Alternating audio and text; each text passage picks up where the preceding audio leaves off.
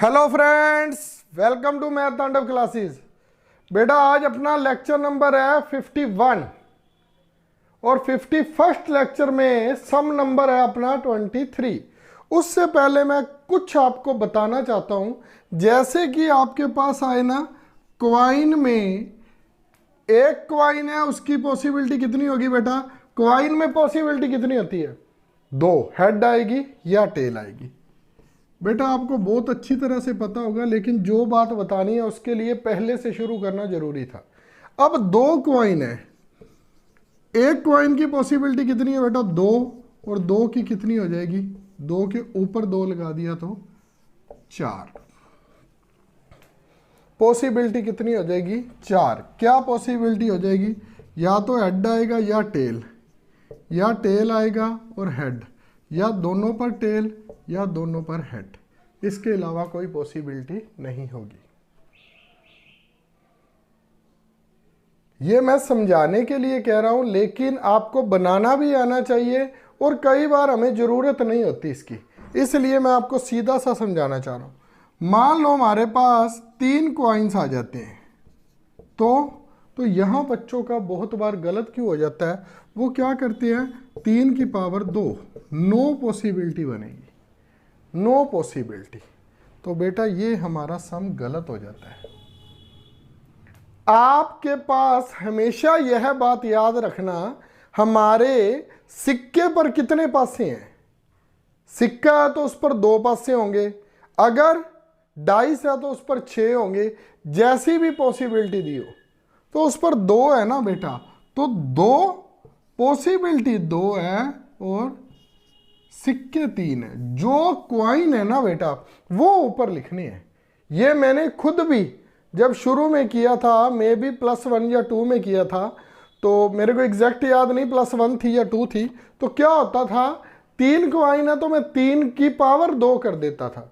लेकिन जो क्वाइन की पॉसिबिलिटी है ना, ये क्वाइन में ही अधिकतर गलत होता है। क्वाइन की पॉसिबिलिटी कितनी है? 2, और 3 क्वाइन है तो 8 आएगा बेटा।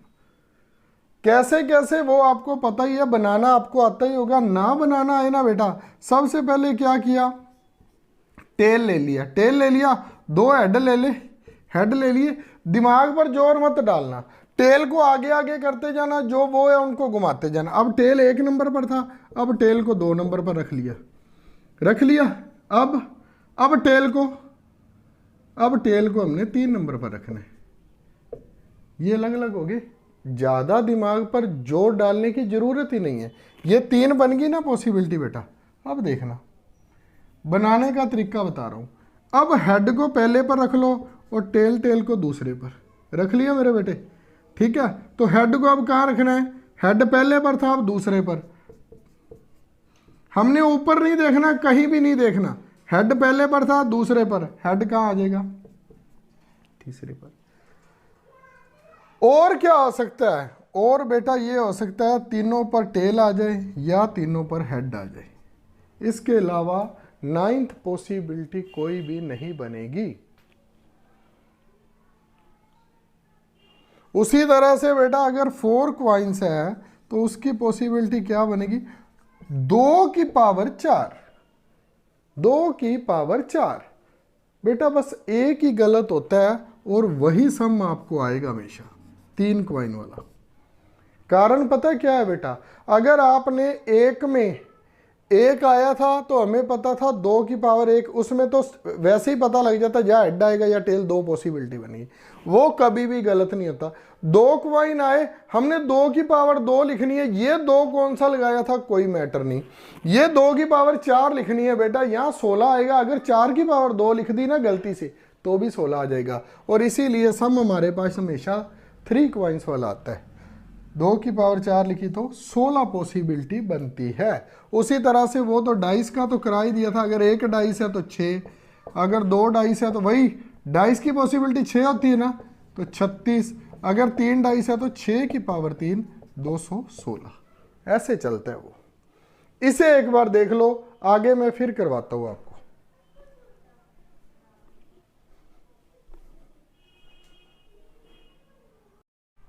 हाँ जी बेटा, अब 23 नंबर सम क्या बोलता है? एक खेल में 1 रुपए के सिक्के को 3 बार उछाला जाता है और प्रत्येक बार का परिणाम लिख लिया जाता है। बेटा कहने का क्या मतलब हो गया, एक खेल में एक सिक्के के 1 रुपए के सिक्के को 3 बार उछाला जाता है। तीनों परिणाम समान होने पर अर्थात 3 चित्त या 3 पट, चित्त या 3 पट, हेड और टेल को बोलते हैं बेटा, हेड और टेल को बोलते हैं, क्या बोलते हैं, चित्त किसे बोलते हैं, 3 हेड्स, चित्त और पट टेल को। 3 बार अगर चित्त आए और 3 बार पट आए तो हनीफ खेल में जीत जाएगा, अन्यथा वह हार जाएगा। बेटा बात को घुमा दिया, एक सिक्के को 3 बार उछाला जाता है। क्वाइन कितने हो गए टोटल अगर माना जाएगा तो 3। मैं कहता हूं 3 क्वाइन को उछाला जाता है, वो कह रहा है एक सिक्के को 3 बार उछाला जाता है, बात तो वही होगी ना। तो पॉसिबिलिटी क्या बनेगी, जो 8 हमने बनाई थी। लेकिन मैंने क्या कहा था, जरूरी नहीं होता कि हमें हर बार वही चीज लिखनी हो, 8 का 8 बार लिखना जरूरी नहीं है। क्यों नहीं जरूरी है, इसमें पढ़ते हैं। वो क्या कहता है, 3 परिणाम समान होने पर अर्थात 3 चित्त या 3 पट प्राप्त होने पर। सॉल्यूशन करते हैं बेटा। कुल परिणामों की संख्या, कुल परिणामों की संख्या, कुल परिणामों की संख्या कैसे लिख लेंगे साथ में, एक ही सिक्के को 3 बार उछालने पर, यही लिखूंगा ना बेटा। अगर एक ही सिक्का 3 बार उछाला गया तो क्या आ सकता है बेटा, हम क्या करते होते हैं, हेड पहले लिख लिया, 2 बार टेल, फिर हेड को बीच में कर देते हैं, क्या करेंगे, टेल हेड टेल, अब टेल टेल हेड। अब सेकंड क्या करेंगे, हेड लिया था टेल ले लो, टेल हेड हेड, टेल को कहाँ ले जाएंगे, बीच में, हेड टेल हेड, अब हेड हेड टेल। क्या कहता है, tail tail tail, head head head. ये मैंने आपको एक बार फिर से इसलिए लिख के बता दिया क्योंकि वो इरेज कर दिया था और ये बताया था करना बिल्कुल भी मुश्किल नहीं।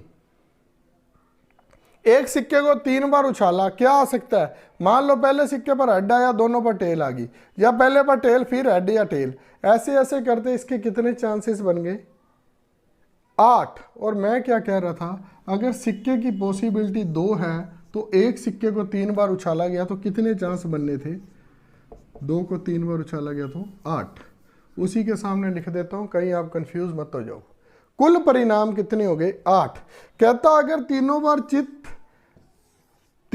चित्त, इसे चित्त बोलते हैं बेटा, और तीनों बार पट आ जाए, तीनों बार पट आ जाए, हेड या टेल आ जाए, तो हनीफ खेल में जीत जाता है, अन्यथा वह हार जाता है। यही लिखा था ना, 3 पर प्राप्त होने पर हनीफ खेल में जीत जाएगा, अन्यथा वह हार जाएगा। हनीफ के खेल में हार आने की प्रायिकता कितनी है, बेटा अब क्या कह रहा है, हार आने की प्रायिकता कब कब जीतता है, जब हेड हेड हेड और टेल टेल टेल आता है, ये 2 बार तो वो जीतता है, और बाकी 6 बार कुछ भी आ जाए XYZ, वहां हारता है। जीतने की संभावना नहीं पूछी, उसने पूछा हार की प्रायिकता कितनी है। तो हार होने की प्रायिकता, हार होने की प्रायिकता, बेटा प्रोबेबिलिटी किसकी पूछ रहा है, हार होने की, हार होने की प्रोबेबिलिटी पूछ रहा है। हार होने की प्रोबेबिलिटी, जीत को बाहर निकाल दिया, 2 चीजों को बाहर निकाल दिया, किस में से, कुल में से, 8 में से 2 गए, 6। हार होने की प्रायिकता कितनी रहेगी, हर बार हारेगा जो 6 अंदर रह गए। यही करते आ रहे हैं पिग्गी बैंक बनाकर, यही करते आ रहे हैं। तो क्या करना है, इसकी संभावना निकालनी है। क्या संभावना निकलती कैसे है, प्रोबेबिलिटी, अनुकूल परिणाम, अनुकूल परिणाम कौन सा नंबर बेटा, नंबर ऑफ फेवरेबल आउटकम्स। तो नीचे क्या आएगा, कुल परिणाम, टोटल आउटकम्स कितने हैं? अनुकूल परिणाम, हार होने की संभावना, हारने की संभावना कितनी है मेरे बेटे? 6, कुल 8, क्या आ गया? 3/4। अगर परसेंटेज पूछता तो 75% बना देते, लेकिन अभी आपका टाइम नहीं आया, परसेंट नहीं पूछ रहा। थोड़ी सी क्लास बड़ी हो जाएगी तो ये पूछेगा उसके हारने की संभावना कितने प्रतिशत है, तो 3/4 आ गया, गुना 100 से कर दो यदि प्रतिशत निकालना है तो। प्रतिशत निकालना है तो गुना 100 से, अगर प्रतिशत दिया हुआ है तो भाग 100 से, वो भी करवा दूंगा किसी दिन आपको। 3/4 उसके हारने की संभावना है। अगर वो पूछ लेता उसके जीतने की संभावना, जीतने की संभावना, बेटा जीतने की संभावना क्या आ जाती है? अनुकूल परिणाम 2 ही बनते, 2/8, 1/4 आंसर आ जाता, 1/4 आ जाता। अगर 3/4 और 1/4 को जोड़ेंगे तो एक आंसर आ जाएगा, जो हमारा PE + PE बार बराबर 1 होता है। यहीं से बना है वो, होने की और ना होने की संभावना हमेशा 1 के बराबर होती है। आगे करते हैं बेटा, ये देख लो।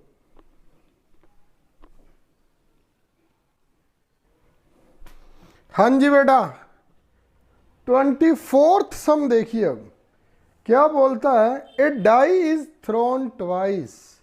पहले सिक्के को थ्राइस, अब डाइज को ट्वाइस। पहले क्वाइन को कितनी बार फेंका गया था? 3 बार।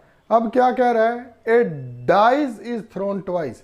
कहने का मतलब है बेटा 2 डाइज मान लिया करो। जब सिक्के को 3 बार उछाला गया तो आप अपने दिमाग में 3 सिक्के बना लिया करो। अब कह रहा है a dies is thrown twice, 2 dies को फेंका गया। What is the probability that 5 will not come up either time? जिसे आप आइदर बोलते हो ना बेटा, वो होता है ether, either time. Ether time होता है बेटा वो। व्याक क्या बोल रहा है? 5 विल नॉट कम अप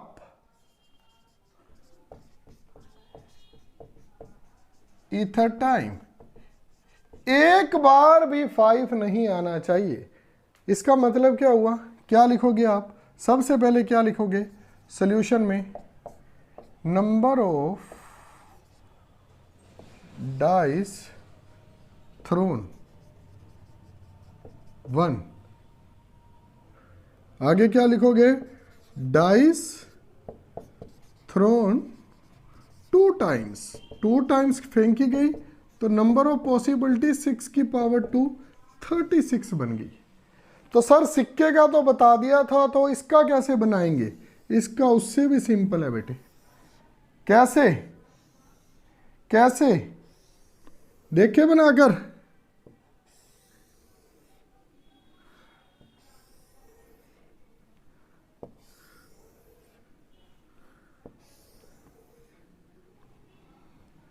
दो, 3, 4, 5, 6, ये लो। अब क्या है? यहां पर 1 आया, 2, 3, 4, 5, 6। इसको और सिंपल कैसे बना देते हैं बेटा? देखना, सभी में यही लिख लो, 1, 2, 3, 4, 5, 6। पहले डाइस में यही आ रहा है सभी में, ठीक है। घबराना मत, गलत नहीं होगा। आपको पता लगेगा अभी क्यों ऐसे बनाना है। समझाने के लिए ये बनाना जरूरी था, नहीं तो आपने कहना था सर क्यों, वाई वाला क्वेश्चन क्रिएट हो जाता है। इसमें मान लो 1, 1, 1 आएगा सभी के साथ, यही होगी ना पॉसिबिलिटी। तो इसमें 2, 2, 2 आ जाएगा सभी के साथ। बताता हूं अभी आपको, इसमें 3, 3, 3 बनाने का तरीका बता रहा हूं आपको। पहले तो सिंपल हो जाए, 4, 4, 4,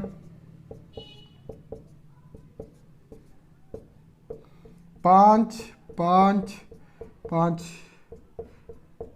और लास्ट में 6, 6, 6, 6, 6, 6। ये लो,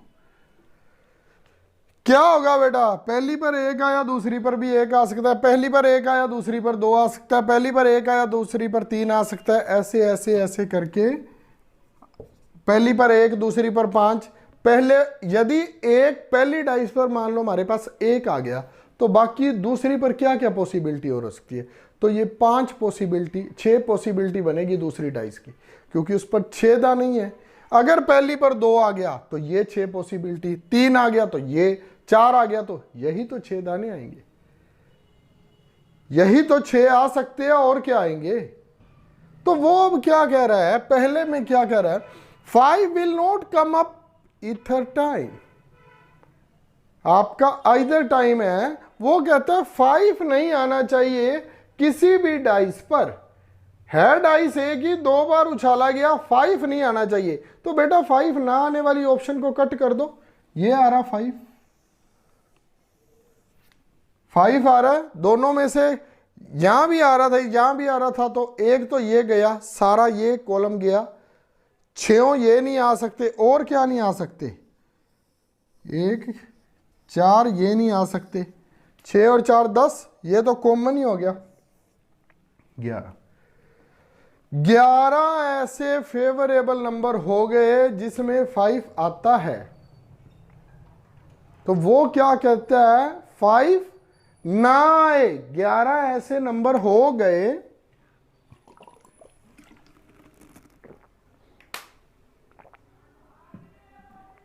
जिसमें 5 आता है।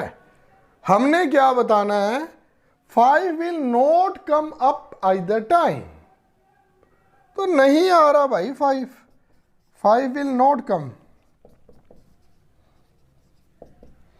Either time.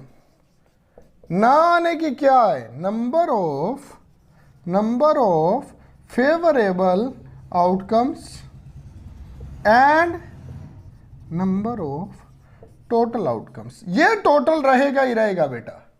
टोटल क्या है, चांस कितने बनते हैं, 36, और 11 तो ऐसे है जिसमें 5 आ रहा है। उसने पूछा है ऐसे बताओ जिसमें 5 कभी भी ना आए, तो 36 में से 11 गए मेरे बेटे, 25/36 हमारा आंसर हो गया। 25/36 हमारा आंसर हो गया बेटा।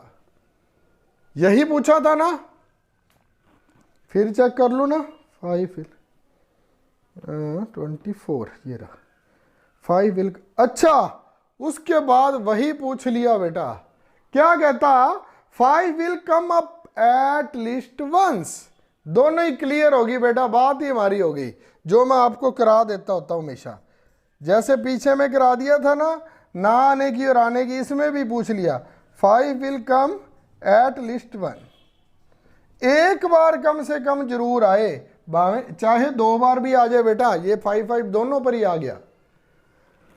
तो क्या आ जाएगा, 11 बार आया था तो वो 11/36 दोनों ही हो गए बेटा। मैं करवाना भी था लेकिन उसमें ही लिखा है कि 5 विल एट लीस्ट कम से कम एक बार आए 5। ना आने की संभावना 25/36, ये आपको बता दिया बेटा मैंने बार बार। टोटल 36 है, आने की संभावना 11 है, ना आने की 25 है। तो 11 जो है उसको बाहर निकाला तो 25 थे ना आने की, फिर 25 को बाहर निकाला, हर बार 5 आने की संभावना 11 रहेगी थी। पहले में 25/36, दूसरे में 11/36। सिंपल है बेटा बिल्कुल। अगर समझ आ गए तो सिंपल है। अगर 24 नंबर सम तक की मेरा बताया नहीं समझ आया ना बेटा, तो आई से सॉरी। मैं ये तो नहीं कह सकता मैं दोबारा फिर से लेक्चर लगा दूंगा। हाँ कोई है पर्टिकुलर बच्चा अगर नहीं समझ आ रही, पूछना चाहता है, व्हाट्सएप पर पूछना चाहता है, मेरा व्हाट्सएप नंबर है, मेरा कॉन्टैक्ट नंबर भी है साथ में। व्हाट्सएप नंबर भी मेरा कॉन्टैक्ट नंबर ही है, लेकिन इस पर मैं कॉलिंग ज़्यादा करता हूँ, आप पूछ सकते हो। ठीक है, नेक्स्ट सम करते हैं।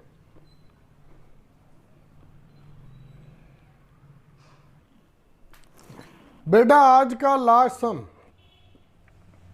मैंने सोचा था कुछ और करवा लूँगा, लेकिन मेरे को लगता है लेक्चर 20 मिनट का तो हो गया और ये सम करते करते अपने 30 मिनट के नज़दीक पहुंच जाएंगे। अब हिंदी मीडियम वालों की टर्न है क्या? हाँ जी बेटा, यदि 2 सिक्कों को एक साथ उछाला जाता है तो इसके 3 संभावित परिणाम दो चित, दो पट या प्रत्येक एक बार है, अंत इनमें से प्रत्येक परिणाम की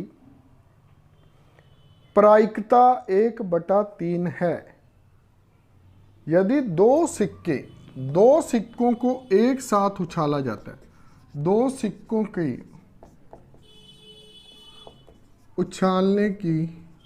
उछालने में कुल प्रायिकता कितनी आएगी मेरे बेटे? कुल प्रायिकता कितनी आएगी? 4। क्यों? क्योंकि दो सिक्के का कितना होता है? हेड और टेल 2 है और 2 टाइम्स है तो 4। आगे क्या कहता है? कहता तो इसमें 3 संभावित परिणाम, 2 चित, 2 हेड। हाँ जी, इसके पहले परिणाम निकाल लेते हैं। कैसे निकालते होते हैं? टेल और हेड, हेड और टेल, या दोनों टेल या दोनों हेड, यही बनेंगे। तो वो कहता है इसके 3 संभावित परिणाम, 2 चित, 2 पट या प्रत्येक एक बार है, अंत इनमें से प्रत्येक परिणाम की प्रायिकता 1/3 है। बेटा प्रत्येक परिणाम 1/3, 3 जनों में एक रोटी बांटी गई, जैसे मैंने आपको बताया था। तो बेटा 3/1 कैसे? या तो टेल टेल आएगी, या हेड टेल, या टेल हेड, या हेड टेल। कुल परिणाम यदि 4 है, कुल परिणाम किसके नीचे आता हमेशा? अनुकूल परिणाम के। अनुकूल परिणाम कितने आएंगे जब दोनों को उछाला जाएगा? 2 ही आएंगे बेटा। या तो हेड टेल आ जाएगा, या टेल हेड, हेड टेल, या दोनों पर टेल, या दोनों पर हेड। और बटा कितना आ जाएगा? 4, 1/2। वो क्या कह रहा है? वो कह रहा है इनमें से प्रत्येक परिणाम की प्रायिकता 1/3 है। तो क्या लिखेंगे? नहीं, प्रत्येक परिणाम की प्रायिकता 1/3 नहीं हो सकती। नहीं हो सकती है, इसलिए यह निष्कर्ष द्वारा निकाला उत्तर ही सही है। चाहे साथ में लिख देना 1/2 ही सही है। 1/3 कैसे आ जाएगी बेटा? सिक्के ही 2 है तो कैसे 3 परिणाम कैसे आ जाएंगे? 3 परिणाम कभी भी नहीं आ सकते। ये 1 नंबर था, इसका मतलब 1 लिखा है तो 2 भी है। 2 है बेटा। दूसरा देखो, यदि एक पासे को फेंका जाता है, एक डाइस को फेंका जाता है, if a dice thrown there are 2 possibility outcomes, an odd number और an even number, therefore the probability of getting an odd number is 1/2। यदि एक पांसे को फेंका जाता तो इससे संभावित परिणाम एक विषम संख्या या एक सम संख्या है। अंत एक विषम संख्या प्राप्त करने की प्रायिकता 1/2 है। पूछा क्या है? पूछा क्या है? पहले क्या कहा है? एक पासे के कुल परिणाम, एक ही पासा है बेटा, उसे एक ही बार फेंके, 2 बार नहीं। कुल परिणाम 6 होते हैं बेटा। जो डाइस होती है उसके 6 पासे है ना बेटा, 6 फेस है। आपकी सरल भाषा में उसके 6 दाने हैं ना, 1 2 3 4 5 6, 6⁻1, तो 6 ही आएगा ना कुल। वो कहता है विषम आने की संभावना। तो पहले बेटा देख लो क्या क्या आ सकता है। क्या क्या आ सकता है? परिणाम आने की संभावना। परिणाम आने की संभावना क्या बेटा? कौन सा परिणाम? पहले लिख लेते हैं सम परिणाम। इंग्लिश में लिख देता हूं बेटा इवन। इवन है ना, जो इवन रिजल्ट भी लिख देता हूं। सम परिणाम आने की संभावना कितनी है बेटा? या तो उस पर 2 आ जाएगा, या 4 या 6। कितनी है कुल संभावना? 3 है। कुल संभावना 3 हुई ना सम आने की, और विषम ओड रिजल्ट आने की। ओड रिजल्ट विषम परिणाम